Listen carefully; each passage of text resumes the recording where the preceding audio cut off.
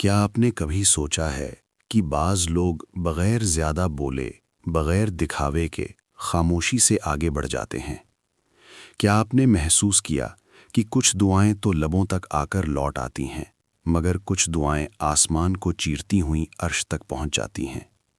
اور اگر میں آپ سے یہ کہوں کہ اس فرق کی وجہ کوئی بڑی عبادت نہیں، کوئی لمبا وظیفہ نہیں، بلکہ ایک ایسا عمل ہے جسے ہم روز پڑھتے تو ہیں مگر اس کی طاقت کو کبھی سمجھتے ہی نہیں، تو کیا آپ چونک جائیں گے؟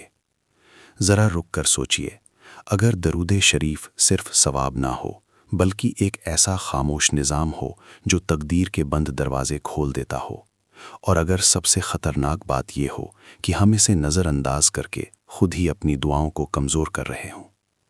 یہ بات کسی اور کے لیے نہیں، یہ بات آپ کے لیے ہے، خاص طور پر اس لمحے جب آپ دل ہی دل میں کسی جواب کے منتظر ہیں۔ اب ذرا دل تھام کر یہ سنیے، کیونکہ یہ بات کسی انسان کی نہیں، خود قرآن کی ہے۔ اللہ تعالیٰ سورۃ الاحزاب میں فرماتے ہیں، ان اللہ و ملائکتہ یصلون علی النبی یا ایھا الذین آمنوا صلوا علیہ وسلموا تسلیما، یعنی اللہ اور اس کے فرشتے نبی صلی اللہ علیہ وسلم پر درود بھیجتے ہیں، اے ایمان والو تم بھی درود و سلام بھیجو۔ ذرا سوچئے، جب رب کائنات خود ایک عمل فرما رہا ہو اور فرشتے اس میں شامل ہوں تو وہ عمل عام کیسے ہو سکتا ہے؟ کیا یہ صرف الفاظ ہیں یا ایک ایسا الہی نظام جس میں شامل ہو کر انسان خود کو آسمانی توجہ کے دائرے میں لے آتا ہے؟ اور سب سے چونکا دینے والی بات یہ ہے کہ ہم درود کو پڑھتے تو ہیں مگر کبھی یہ نہیں سوچتے کہ جس لمحے ہم درود پڑھ رہے ہوتے ہیں اسی لمحے اللہ کی رحمت، فرشتوں کی دعائیں اور نبی صلی اللہ علیہ وسلم کی نسبت سب ایک ساتھ ہمارے نام کے ساتھ جڑ رہی ہوتی ہیں۔ کیا اب بھی یہ صرف ایک معمولی عمل لگتا ہے، یا اب آپ کو اندازہ ہو رہا ہے کہ یہاں کوئی بہت بڑا راز چھپا ہوا ہے؟ اب سوال یہ نہیں کہ درود اثر کرتا ہے یا نہیں، اصل سوال یہ ہے کہ وہ اثر کیسے کرتا ہے، اور کیوں اکثر لوگ اسے محسوس ہی نہیں کر پاتے؟ کیونکہ درود شریف شور نہیں مچاتا، یہ خاموشی سے کام کرتا ہے۔ کبھی دل کا بوجھ ہلکا ہو جاتا ہے اور آپ کو وجہ سمجھ نہیں آتی، کبھی ایک خوف جو مدتوں سے اندر بیٹھا تھا اچانک کمزور پڑ جاتا ہے، اور کبھی وہ راستے کھلنے لگتے ہیں جن کے لیے آپ نے دروازہ کھٹکھٹایا بھی نہیں ہوتا۔ کیا آپ نے کبھی محسوس کیا کہ کچھ دن ایسے ہوتے ہیں جب سب کچھ خود بخود سنبھلنے لگتا ہے؟ یہی درود کا خاموش معجزہ ہے۔ یہ تقدیر سے ٹکراؤ نہیں کرتا، تقدیر کو نرم کر دیتا ہے۔ اور سب سے حیران کن بات یہ ہے کہ جب انسان کچھ مانگنا چھوڑ کر صرف درود پڑھنے لگتا ہے تو عطا ہونے لگتا ہے وہ بھی جس کا وہم تک نہ ہو۔ شاید اسی لیے اولیاء کہتے تھے کہ درود وہ امانت ہے جو مانگی نہیں جاتی، بس نبھائی جاتی ہے، اور جو اسے نبھاتا ہے اس کی زندگی خود گواہی دینے لگتی ہے۔ ایک صوفی بزرگ کا واقعہ ہے جو خود کبھی لوگوں سے بیان نہیں کرتے تھے، مگر جنہوں نے دیکھا وہ عمر بھر نہ بھول سکے۔ وہ شدید تنگی کے دنوں سے گزر رہے تھے، نہ وسائل، نہ سفارش، نہ کوئی ظاہری سبب، مگر ایک چیز وہ کبھی نہیں چھوڑتے تھے، درود شریف۔ نہ شکوہ، نہ سوال، بس خاموش درود۔ ایک دن کسی نے حیرت سے پوچھ لیا، آپ مانگتے کیوں نہیں؟ تو بزرگ مسکرا کر بولے، میں اس ہستی پر درود بھیجتا ہوں جس کے در پر سب کچھ پہلے سے موجود ہے۔ اور پھر وہ ہوا جس نے سب کو ہلا دیا۔ اسی دن ایک ایسا راستہ کھلا جس کا کوئی تصور بھی نہیں کر سکتا تھا۔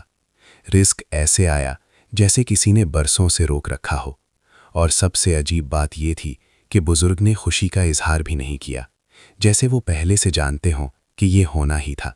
کیا آپ سمجھ رہے ہیں؟ یہ کوئی ڈرامائی دعا نہیں تھی، کوئی اونچی آواز میں مانگنا نہیں تھا، یہ درود کی خاموش طاقت تھی، وہ طاقت جو بولتی نہیں مگر پلٹ کر کبھی خالی نہیں آتی۔ اب ذرا خود سے ایک ایماندار سوال کیجئے، اگر درود واقعی اتنی طاقت رکھتا ہے تو ہم نے اسے اپنی زندگی میں اتنا معمولی کیوں بنا دیا؟ کہیں ایسا تو نہیں کہ ہم دن رات دعائیں مانگتے رہے مگر وہ دروازہ ہی استعمال نہ کیا جسے اللہ نے خود کھولنے کا طریقہ بتایا تھا؟ یہ سوچ ڈراؤنی ہے، کیونکہ بعض اوقات نقصان کسی غلط کام سے نہیں بلکہ ایک عظیم عمل کو چھوڑ دینے سے ہوتا ہے۔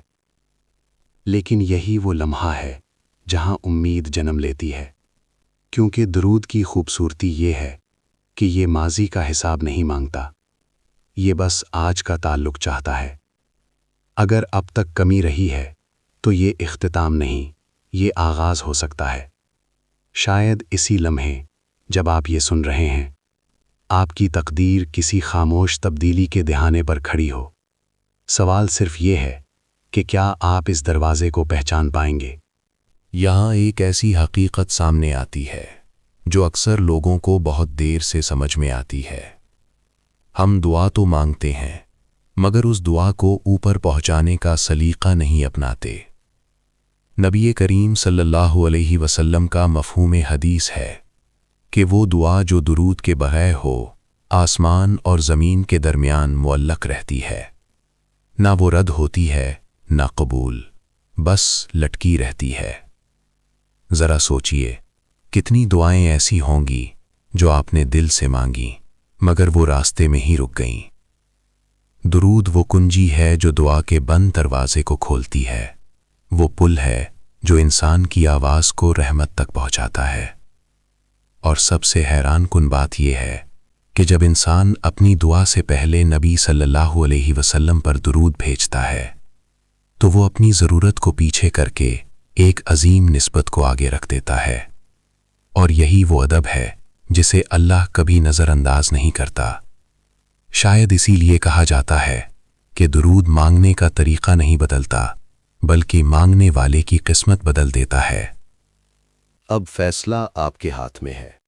آپ چاہیں تو اس بات کو ایک اچھی ویڈیو سمجھ کر آگے بڑھ جائیں اور چاہیں تو اسے اپنی زندگی کا حصہ بنا لیں، کیونکہ درود شریف کوئی وقتی جوش نہیں، یہ ایک خاموش وعدہ ہے، اللہ سے، رسول صلی اللہ علیہ وسلم سے اور خود اپنی تقدیر سے۔